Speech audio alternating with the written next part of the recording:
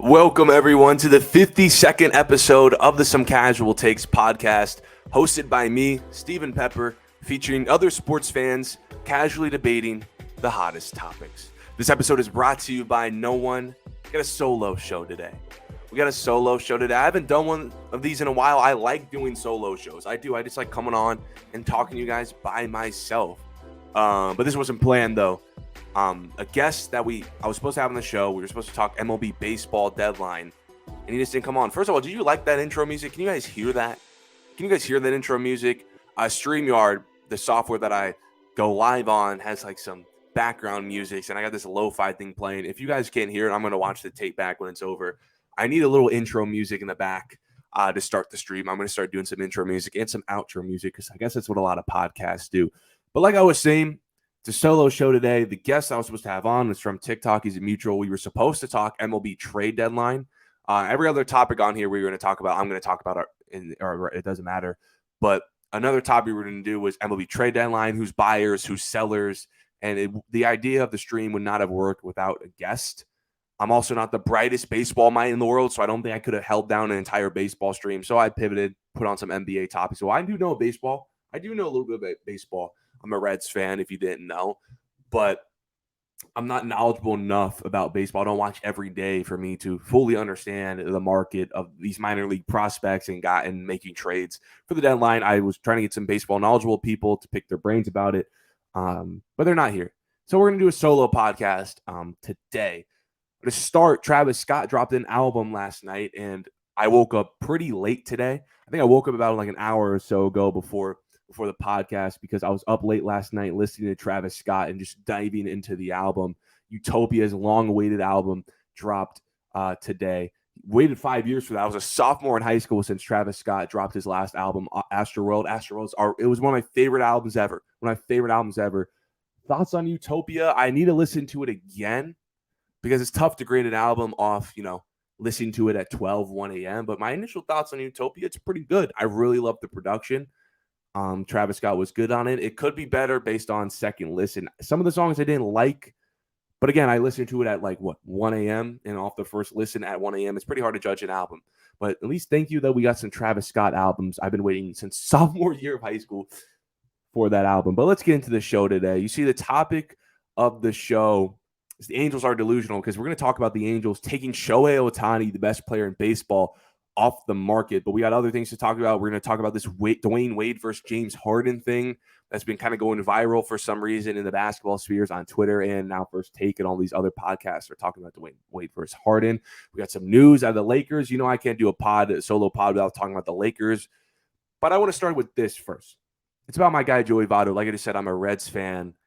And Joey Votto had this funny clip go viral. He was interviewed by Mad Dog. Mad Dog, you guys know Mad Dog, right? He does First Takes appearances. Chris Russo. He also appears on MLB Network. And they interviewed Joey Votto, and Joey Votto kind of pressed him. It was so funny. Joey Votto pressed Mad Dog because Mad Dog, a couple months ago, that's what he said, is that him and Zach Greinke, I think he's still on the Royals, a Royals pitcher, said that they're just like Hall of Very Good type guys, not like actual Hall of Famers. They're just, very good, but, right outside the Hall of Fame. And Joey Votto kind of pressed him about it, and it was hilarious. If you haven't seen the clip, look it up. I don't know. I would play the clip on here, but I don't know how. I'm going to find out how to do it eventually. There's like multiple things you can do on StreamYard, like how you share your screen stuff. I just don't know how to do it. So once I figure out how to play videos, I'll do it on stream. But it's absolutely hilarious. And Joey Votto just proves that he's just one of the funniest guys ever. The voice he was doing was like WWE-esque. It was hilarious. Somebody in the comments said he sounded like Plankton from SpongeBob. But it sparked a question on the MLB sphere. Again, a question that's been going on for the last couple of years as Joey Votto's career winds down. The man's almost 40. I can't believe he's almost 40. As his career winds down, people are asking, is Joey Votto a Hall of Famer? And I didn't know this was like an actual serious question. As a Reds fan, I always thought Joey Votto was a Hall of Famer. To me, I think he is a Hall of Famer. But to a lot of other baseball fans, I guess fans of Cardinals fans, dudes who've seen the best of the best, I don't think Joey Votto is like an A-plus Hall of Famer, but he's a Hall of Famer to me. I guess to other fan bases, he's not a Hall of Famer. And to Mad Dog, he's not a Hall of Famer. I guess he's just a Hall of Very Good. But to me, I want to put on record, I think Joey Votto has done enough to be in the Hall of Fame. Again, I don't think he's a top 10, 20, 30 all-time baseball guy, but I think he's done enough to get himself in the Hall of Fame. Look at Joey Votto's resume. He's got 350 career bombs, excellent longevity. He's an MVP of this league, matters. And he's got he's got a couple more top 3 MVP finishes in his career as well. And in one of those years, too, you could have argued he should have been the MVP. So he could have been a 2-time MVP as well. He's a 6-time All-Star. He's got the Gold Glove, played a little defense in his heyday. He led the sport in walks and on-base percentage multiple times, not just the National League, the entire sport, multiple times. Yeah, I know. He's for sure a Hall of Famer. His career OPP is 4 point. I know. He's for sure Hall of Famer. And I hear the criticism. A common criticism I get a lot is that he is a walk merchant and doesn't hit for enough power to excuse for his batting average to be less than 300. But also has a career batting average at 296 like Joey Votto? Albert Pujols. I mean, I get Joey Votto doesn't hit for enough power to excuse being under 300, but for a decade, Joey Votto was hitting 300 in his career. He was a 300 career hitter until I think like 2020, and then his career average dipped below 300. That's just what happens when you turn 50. That's what happens when you play to your 50, though. Your career numbers, your career averages start to dip. They just do. It happens in all sports. It happens in basketball. Once you push 40, I mean, unless you're LeBron James, we're talking about LeBron later. Unless you're LeBron James, your career numbers, your career points per game, they dip. You could be a 25 point per game career scorer, but your last 2 years, you're literally 40. You're literally 40. Your points per game could drop to 23. And now you're no longer a 25 points per game guy. You were playing when you're 40 years old. You can't knock a man for having longevity. What do you want him to hit till 300 till he's retired? I don't think he's like David Ortiz. I mean, unless you're like Big Papi. I think Big Papi was literally an all-time great until he retired. I think Big Papi was hitting high numbers, high home runs till the day he retired. But for most people, once you hit 40, you're going to start hitting the low 200s. That's just what happens. But shout out to Eric putting stats. Joey Votto's OPS is insane. And when I think about the era he played in, he's one of the best first basemen in his era. I think Joey Votto's a Hall of Famer. He's not one of the best. He's not he's not the top of the top Hall of Fame, but I think he's done enough in his career to be a Hall of Fame. I think he's done enough. I really do think he's done enough. I'm not saying he's Pujols, not saying he's Alex Rodriguez. I'm not saying he's not even Jeter. I don't even think he's Ortiz. But what he did in his career, MVP, second place finish 1 year, third place finish the next, multiple All-Stars, insane longevity. I mean, you go a decade straight of leading the MLB in on-base percentage, drawing walks for a decade at a high level, hitting 300 at a high level for a decade, insane longevity, being one of the best players in the sport for a decade. That does matter. Meant a lot to Cincinnati. I guess it's because he's a small market too. Imagine if he was a Dodger. What if Joey Votto was a Dodger? Do you think people would throw Joey Votto in the Hall of Fame? Maybe just because Joey Votto was on a small market team like the Cincinnati Reds. That's one of the reasons why Joey Votto. This is one of the things Joey Votto pressed Mad Dog about. He said, "Is it because Joey Votto plays for small market Cincinnati? Is it because Zach Greinke played for small market Kansas City Royals? Is that why there aren't Hall of Famers?" Imagine if Votto was putting up an MVP level seasons multiple times and was an MVP, hit 350 bombs, had insane longevity, and was a Yankee. Now, if he was a Yankee, he would have a World Series, but he was a Yankee. Different story. Maybe because he doesn't have a championship. I don't know. It's so hard. It's so hard to get a ring in baseball because there's one position player can't just drastically, unless you're Shohei Ohtani, give so many wins to a team. But I think Joey Votto has done enough to be a Hall of Fame. Let's stick baseball here and let's talk Shohei Ohtani. So last night, Shohei Ohtani, man, this is ridiculous, man. I can't believe grandpas are still holding on to Babe Ruth. I can't. That man's fat. He's not as fast as Ohtani. He can't hit like Ohtani. He can't see the pitches like Ohtani. He can't throw like Ohtani. If your grandpa's still capping for Babe Ruth, tell him he's delusional. Because Shohei Ohtani last night just proved yet again, this man's about to be the GOAT. Look what he did. He had a doubleheader against Detroit Tigers. I know it's the Tigers. They're like one of the worst teams in the world. Still, doing this is insane. He played a doubleheader. In game one, he actually pitched. He started and threw for 9 innings. He threw all 9 and only gave up 1 hit. No runs earned. He walked only just 3 guys and struck out 8. Complete game. Shutout as well. Complete shutout. But Shohei Ohtani said, I'm just not just a pitcher. I'm not just one of the best pitchers in the world. I'm also one of the best hitters in the world, if not the best hitter in the world. I'm just going to go for my next game after the doubleheader. I'm not tired from pitching. My elbow's fine. I'm going 2 for 3. I'm hitting 2 bombs, driven in 3, 2 runs, 2 for 3. Oh, I'm hitting for that average. That's 66 right there. And I'm getting 2 home runs. I don't think I've ever seen that in my lifetime. That's mythical stuff. See, this is the type of stuff that happens in like the 1930s when they're playing slow pitch softball, essentially, and everyone's fat. This doesn't happen today. And Shohei Ohtani, he might be the best athlete in the world. Literally. But Shohei Ohtani, there's a problem. There's a problem. There's a problem for Ohtani. He's a free agent. I guess it's not Ohtani's problem. It's the Angels' problem, but he's a free agent this season. The Angels don't have him under control. So the Angels could trade Shohei Ohtani, and that's been the biggest rumor in baseball since the start of the season. What do the Angels do with Shohei Ohtani? For the last month, all baseball media has literally been dedicated to Shohei Ohtani trade rumors, trade packages, and what does his market look like? All just for 2 days ago, Angels management takes Shohei Ohtani off the market, said they're shutting down any calls, they're keeping him, and they're going to go all in for a playoff push. And immediately they traded for Lucas Giolito, a guy who was rumored to go to multiple teams, multiple win-now teams, started pitcher. The Angels are going all in and not trading Ohtani.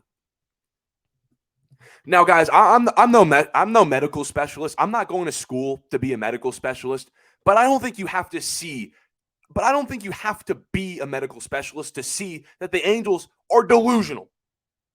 Put Ohtani back on the market right now. Like, what are we doing here? Ohtani is by far the best player in the game and will be the unanimous AL MVP, who yesterday threw a complete shutout and hit 2 bombs in the same day. I kid you not. If the Angels would have traded him last night, I think they could have gotten half of the entire minor league baseball for him. But instead, the Angels are keeping Ohtani for a deep playoff push.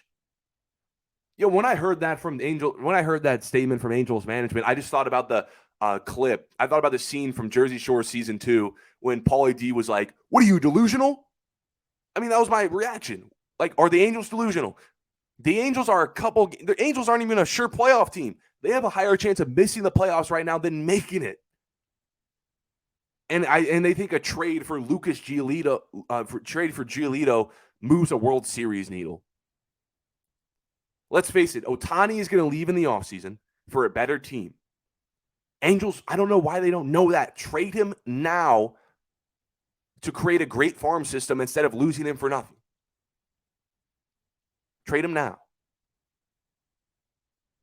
I don't know what they're doing. Why aren't you trading Shohei Ohtani? He's going to be a Dodger. He's going to be a Dodger.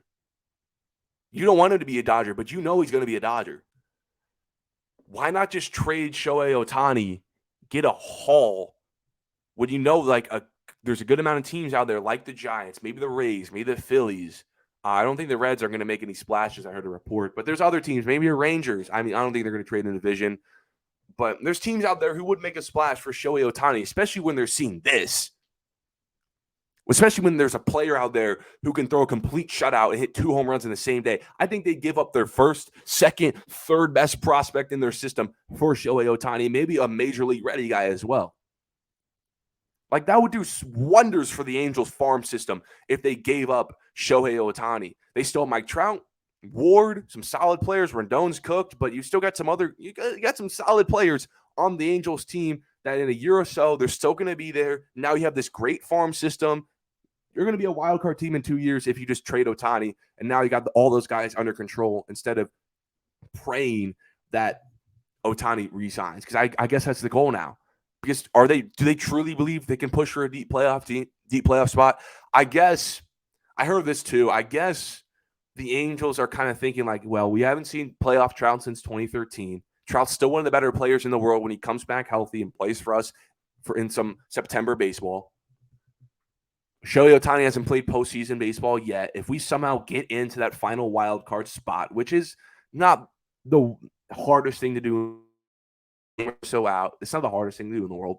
They get into that final spot. I guess they're trying to say anything can happen, but I don't think that team is good enough to make that push. I don't think that team is good enough to make that push, even if they do. I love when I do a stream and I see the Wi-Fi symbol at the top of my. I might have to go wired internet on this when I do streams, because when I see that internet symbol, I know I'm just lagging like crazy all over the place, and you just can't hear me. But when I think about this Angels situation, and I just told you about how I don't think they're capable of making a deep postseason run, even though they believe they can, it reminds me of one of my biggest beliefs in sports. And one of my biggest beliefs in sports is that if your team has a cap ceiling, and we've known this for like the last 2 or 3 years now, and you have some valuable assets on your team, blow it up. Look yourself in a mirror, take a deep breath, and understand that your franchise is not a championship contender. You're playing for the 8th seed every year. Blow it up. Your franchise is putting all this faith into the season every year just to be a fringe playoff team. Chicago Bulls. I'm being serious. If your ceiling is capped and that ceiling is not a World Series contention ceiling, you have no reason to keep trying to push for a playoff. No reason at all. I'm thinking about like the Chicago Bulls. Like, what is the goal of the Bulls? Like, what's the goal for the Chicago Bulls? What is the goal for the Chicago Bulls? They're not in the position to get any better, significantly better to be a championship team. Lonzo Ball's not playing this year. The Chicago Bulls are going to put a lot of stock into this season just to be the 8th seed and probably losing the play-in. Signing Javon Carter is not a needle mover. When they have valuable assets on their team, like a Zach LaVine, where you can trade some of your guys like DeRozan for picks, for then in 2 years down the line, when you have great draft capital and young players, your ceiling will no longer be capped, and the sky's the limit because you have a future. Like the Angels are in the same position as well. The Angels' ceiling, in my opinion, is capped. It's capped. I don't think the Angels are a World Series team, but they're in a position where they have valuable asset, the most valuable asset in American sports, and Shohei Ohtani. They can trade him right now and no longer have a cap ceiling because they have just such a bright future because they're going to get such a haul for Shohei Ohtani. And I know the argument is, well, fans don't want to do another rebuild, especially because a lot of these teams have been rebuilding for a while. Fans don't want to do another rebuild, which is true. I mean, that first year of the rebuild is going to suck. You don't want to lose. But tell me, down the line, in about a year or so from now, after you start that rebuild, is it better to be a fan of a team that puts so much faith into a season just to barely miss the playoffs, or be a team that knows they suck, but they know the future is going to be bright in 2 years because of their insane draft capital? I'd rather be the latter. I'd much rather be the latter. I'd much rather be the latter. Think about OKC. Do you think OKC fans would have rather like kept Westbrook, kept some of those pieces, and just contended for a 7th and 8th seed year after year? Or maybe they're like, this is not working. It's time to blow it up. And how much better they feel today knowing that they have that insane draft capital, Chet Holmgren, Shai Gilgeous-Alexander, all those guys, Jay Williams, all those guys. They feel much better today about their future than they did back then. Now, I'm not saying like blow it up, but like the Boston Celtics. I think if they lose this season, I said this in a stream a while ago, I think if the Boston Celtics lose this season, it would show us even more that their ceiling is capped. If the Boston Celtics by this time next year, if they lose in the Eastern Conference Finals yet again, it will show that their ceiling is capped at the Eastern Conference Finals. And you don't play games for Eastern Conference Finals. You play games for NBA titles. I'm not saying blow it up because the Celtics are an extreme situation. They're just too good. They're not like a mid team that has to blow everything up. But like an extreme retool. Like Jaylen Brown's got to go. Someone's got to go. Dude, a Los Polos emote. But you guys understand what I'm saying. If your ceiling is capped, like the Chicago Bulls or the Angels, and the highest your ceiling is like a second round appearance, first round win,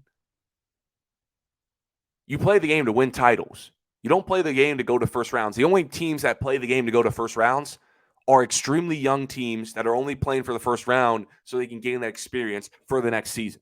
And their ceiling is way higher than yours. They just need a year or so to get to that ceiling. Whereas your ceiling is clear. And your ceiling is clear. It's a first-round team, first-round exit, or miss the playoffs by 3 games. Your floor is high enough to where you're not going to, like, suck. Like, also part of this, too, is, like, your floor is not low enough for you to suck and get a high draft pick. Your floor is decent enough with the team that you got to be a team that could contend for a final playoff spot. But your ceiling is also extremely low for you to not be a championship team, for you not even get to a league title game, conference title game. I believe teams should blow it up, just like the Los Angeles Angels. Now, the Angels still have Mike Trout. I'm not saying blow it up like completely, but like trade your valuable assets while you have them. Because sooner or later, you're no longer going to have your valuable assets. Zach LaVine might not be as valuable in a year or so. Same with DeRozan especially. Ohtani's going to leave. Like some of these guys, trade your valuable assets while they're valuable. Because we've seen, I'm blanking off the top of my head of examples, but there's been so many examples in all 4 American sports, major American sports, where teams just won't understand their ceiling until their ceiling is very clear. But by that time their ceiling is very clear, all their valuable assets that were valuable 2 years ago, 3 years ago are no longer as valuable. So when they have to get off those guys because they know it's actually time to get off those guys, they're getting terrible returns and their future is dark. And that rebuild is going to be a lot longer than it could have been 2 or 3 years ago. If you rebuild early, I'm sorry for, I know I'm chatting. If you rebuild early, if you catch your rebuild early, you could get your assets are going to be a lot more valuable than if you catch your rebuild late because assets depreciate, players get older, players regress. You can speed up your rebuild by trading your valuable assets early because you're going to get a bigger return, better overall picks, better young players in return, and then boom. Like the Angels trade Ohtani, 2 years, you saw Mike Trout, you're back in the game. That's it. You're back in the game. But they're delusional. They won't trade Ohtani. Now, what I just said to you guys, by the way, is literally so irrelevant if the Angels somehow convince Shohei Ohtani to come back. What I'm saying is it's risky though, but it's a cold take if they get Ohtani back, but I think most people understand that he's going to be a Dodger. All right, let's stop talking about baseball.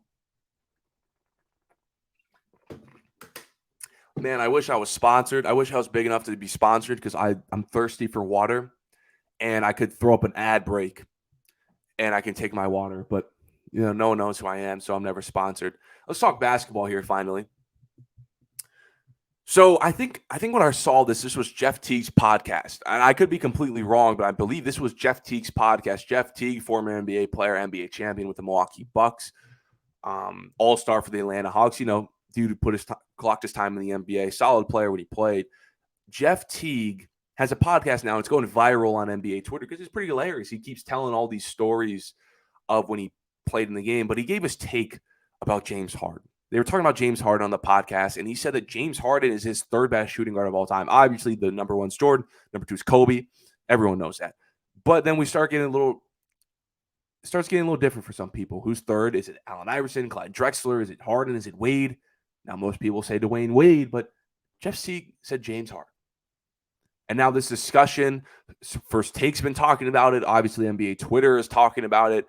It sparked a discussion across NBA spheres of whether James Harden is better than Dwayne Wade. I didn't think this conversation was really real. And then I saw First Take talk about it. I'm like, okay, so now people are debating Harden versus Wade. But are they really debating Harden versus Wade, or are they just bored? I think they're just bored. Because are we having Harden versus Wade discussions in November? Probably not. Probably not. I just think they're bored. Like, welcome to late July NBA, everybody, where fans literally have nothing to talk about, so they start making ridiculous player comparisons to keep basketball debate alive. When I look at my all-time shooting guard list, while I do have Harden just one spot below Dwayne Wade, there is a decent gap in between them, I have to point out. And I'm not even going to mention Dwayne Wade is pretty decently better than James Harden. And I'm not even going to mention the fact that Dwayne Wade, I don't know, played a little something called defense while also leading the league in scoring. But the separator to me is the impact on winning stuff. In 2006, Wade proved that he could be the number one on a championship winning team.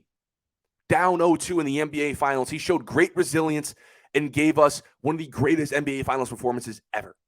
Not only that, in the early 2010s, Wade proved that he can be an all-NBA level second option to help a team not just win one, but 2 chips and appear in 4 in a row. Whereas Harden never proved that as a number one, he can push through an entire conference and not just win the title, at least make the title. And in the last 3 years, Harden hasn't been able to prove that as a number 2 option, he can help a team not just win a finals, get out of the second round.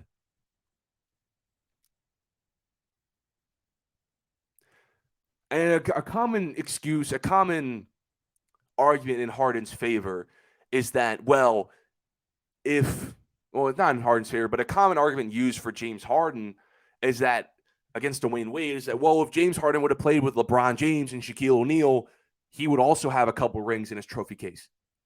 But I just can't let that excuse, I can't give that hypothetical a pass because James Harden has also played with some great teammates. I'm thinking about Chris Paul, Russell Westbrook, Kevin Durant, Dwight Howard's an all-star, Kyrie Irving, and just last year, I don't know, the MVP of this league, Joel Embiid. Harden's also played with some great teammates, but yet has never proved that he can do what Dwayne Wade did, which proved that he can impact winning so much so that as a number one, he can lead a team to win a championship, and as a number 2, he could be so great that he can help a team win multiple championships. I'm going to be a little fair to Harden. Because I do like James Harden. Again, I have James Harden as the 4th best shooting guard ever. I'm going to be a little fair to James Harden for a second. Harden peaked as the higher offensive player than Dwayne Wade. He's the better scorer than Dwayne Wade. Better shooter, all that stuff. Better ball handler, all that. Better scorer than Dwayne Wade. Better clears as a playmaker over Dwayne Wade. Although Dwayne Wade's a pretty decent playmaker. Clears as a playmaker. Harden's one of the best playmakers of his generation. Who's the better rebounder? I don't know, but stats say Harden's a better rebounder, so he peaked as the better offensive player. And this also for James Harden, which matters to me, is how many MVP seasons do you have? I said this with Joey Votto. Joey Votto has a couple MVP level seasons, and having MVP level seasons matters for all-time greats.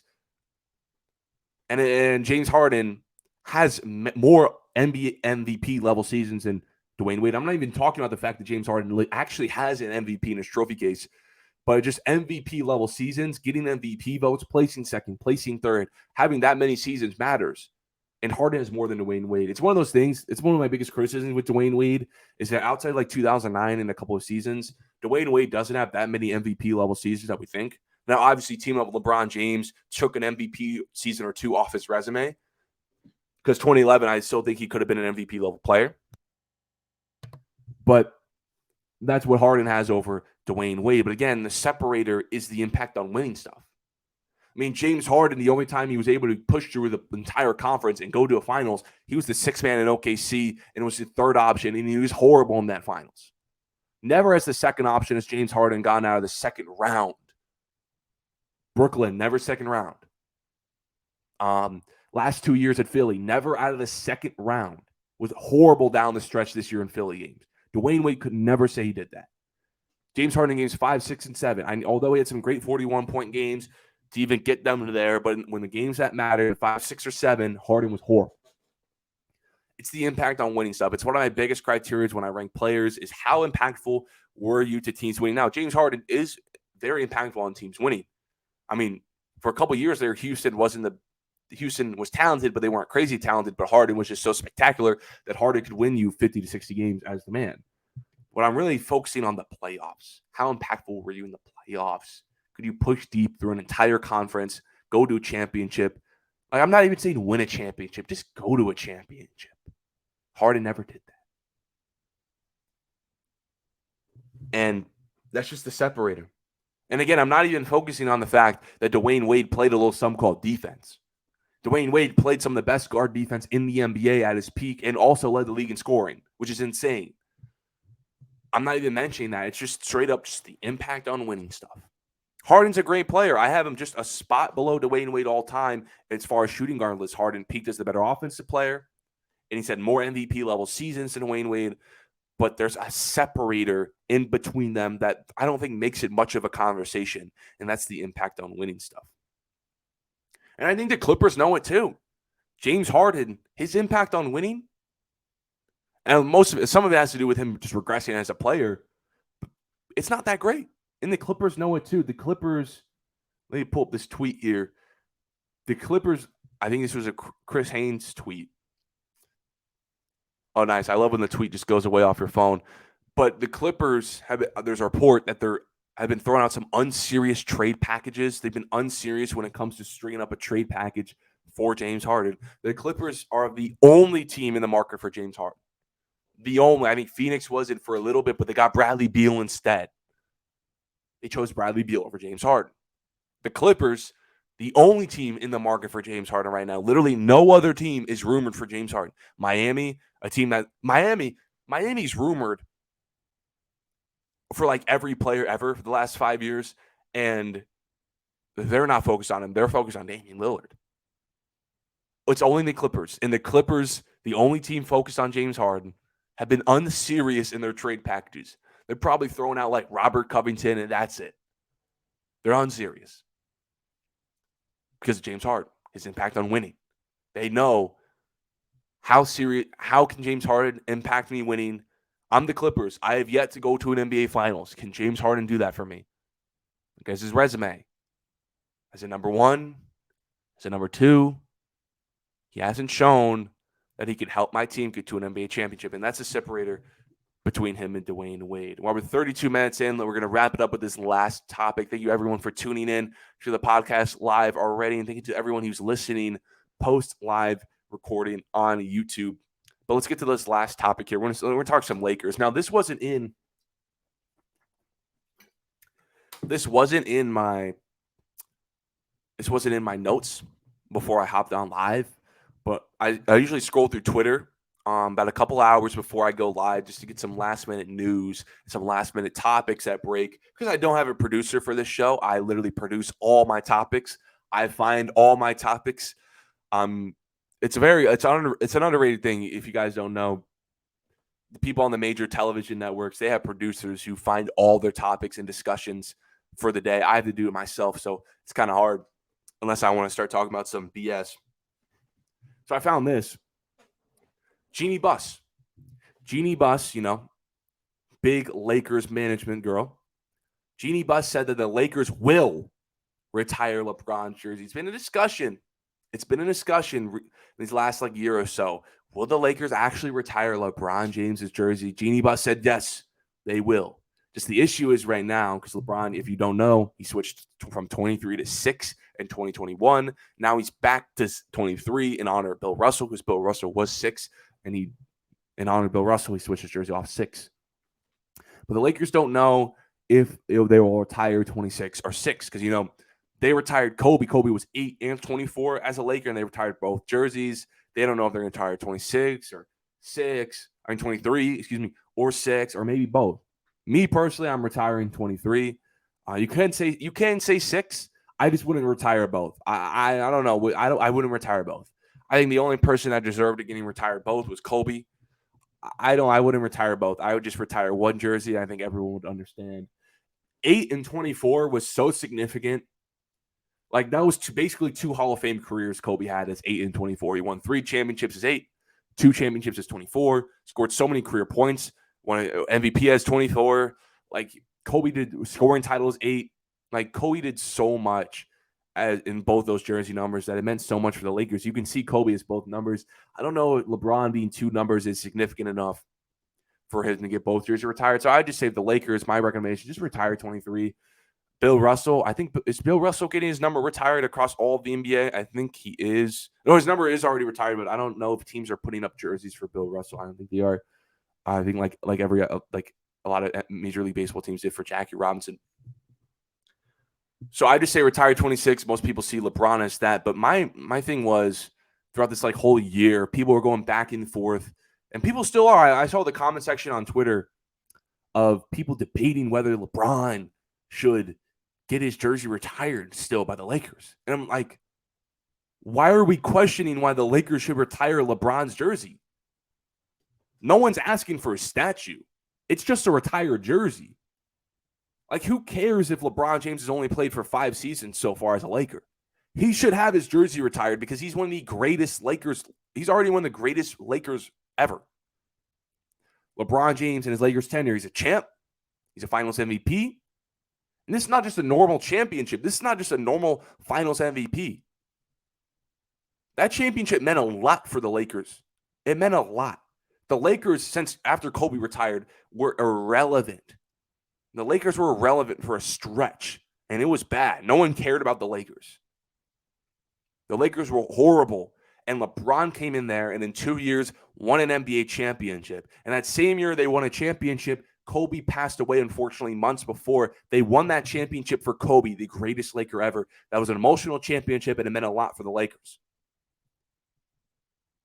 And Kareem Abdul-Jabbar is one of the greatest Lakers as well. And he used to hold a record. I don't know if you guys know what it was. It's actually the all-time career total points record, all-time scoring record. Big deal. And Kareem had that for decades, and LeBron James passed him as a Laker. LeBron has been an all-pro every year as a Laker. He led the league in assists as a Laker. And no offense to some Laker greats. I'm not saying unretire their jersey. But LeBron has done more in his Lakers tenure than some of the guys who have their Lakers jerseys retired in the rafters. Guys like Pau Gasol, no offense. Guys like Wilt Chamberlain, no offense. So why can't LeBron get his jersey retired? Why can't LeBron get his jersey retired? He's a champion, Finals MVP. He's been the face for the Lakers. He's been a face for a Lakers franchise. He resurrected Lakers. And the Lakers are always going to be an iconic franchise of LeBron if they literally didn't win a single game. But the Lakers were irrelevant for a long time. For a long time. I mean, I'm old enough to remember the Lakers absolutely being in those last year or so when Kobe's retirement helped make the Lakers relevant again. But those last 2 years of Kobe's career were rough because he was dealing with injuries and the Lakers were just horrible. Those Jody Meeks, Robert Sacre years. The Lakers were completely irrelevant, especially those years after. And then Kobe retired. They were relevant. Then LeBron James came in, made him relevant again. Made him one of the better teams in basketball again. Kobe passed away. Tragic. Kobe's one of my favorite players ever. You guys see that Kobe? That's the Kobe magazine from Newsweek, remembering Kobe after he passed. Kobe passed away. It was an emotional. He's the greatest Laker ever, in my opinion. Unless you want to say Kareem is, but some of Kareem's accomplishments were with Milwaukee. So Kobe's the greatest Laker ever. He passed away. In that same year, LeBron helped the Lakers win a championship. That meant a lot for their organization. LeBron broke the all-time scoring record as a Laker that was previously held by a Laker. LeBron was an MVP candidate as a Laker. LeBron did so many great things as a Laker. Now he's going into year 6. I can't believe it's been year 6, by the way. I can't believe it's been year 6. I think I was, a sophomore year in high school, just like Astroworld dropped. I was like a sophomore year in high school when LeBron James became a Laker. I'm about to be a junior in college now, and LeBron's been a Laker longer than he was a Heat, and his second year as a Cav, which is crazy. And that's LeBron James I grew up on. I can't believe he's been a Laker longer. He's about to go to year 6. How long was Pau Gasol? I think Pau Gasol was a Laker for 7, maybe 8 years. I think LeBron, Unless LeBron James leaves in the final year of his like a career or something, LeBron could have as many years as the Lakers like Wilt and Pau Gasol and be it and win a championship. Pau has 2 rings, but Pau was never a Finals MVP. Pau was never an All-Pro as like LeBron James. LeBron's done a lot. I'd put his jersey in the rafters. Now let's play this. Let's play this background music. Let's see what it sounds. I wonder if people could hear that. That would be so funny if they couldn't. It's like this lo-fi stuff. I'll turn it up because I don't think people can hear it.